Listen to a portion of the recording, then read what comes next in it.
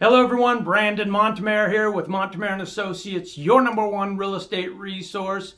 So the question this week that we're getting asked a ton, and it's been a lot leading up to this point in the year, is how will the presidential election affect the real estate market? So we've got three questions in particular that we're going to answer, and one is there going to be a drop in home sales as a result of the presidential election? Number two, are those home sales forever going to be lost? All right, and number three, will it matter who's elected? So those are the three questions. Let's jump right in.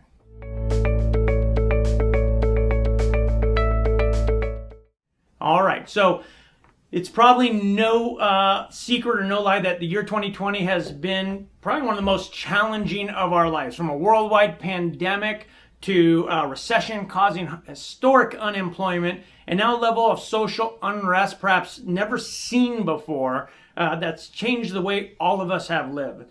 So the one thing we have seen that's been quite a surprise, but the real estate market has been almost unaffected, and new forecasts recently are actually showing that there will potentially be more homes purchased this year, 2020, than in 2019. So today it's important for us to take a look at how the presidential election is going to impact the real estate market and how that'll affect potentially your family's decisions on what to do. So one, is there going to be a drop in home sales during the presidential election? So there's this company, BTIG, it's a research and analysis company, right? They took a look at all of the elections and all the years from 1963 through 2019, and they noted that in a non-presidential year, from October to November, there's a 9.8% decrease in home sales. So a lot of that is seasonal. We know that as we start getting into the holidays, October, November, December, home sales start to decrease. So that's not anything we haven't seen. That's the seasonal cycle. Now, what they are seeing now is that in a presidential election year, and that's over the past, again, since 1963 till now, that from October to November, home sales dropped 15%. All right, so what they said specifically is that may indicate that potential home buyers may become more cautious in the face of national election uncertainty. Okay, so there's no doubt that when the presidential election occurs, there are going to be fewer homes sold in that month, all right? Not a ton more, and like we're showing from the stats, probably about 5% more than the normal 10% drop. So number two, are those sales lost forever?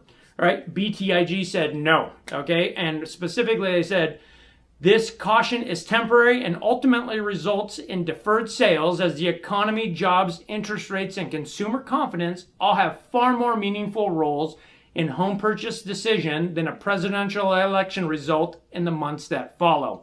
There was also a separate study that was done by Myers Research and Zonda, by their chief economist. And he said the exact same thing, that history suggests that the slowdown is largely concentrated in the month of November. And in fact, the year after a presidential election is the best year of the 4-year cycle.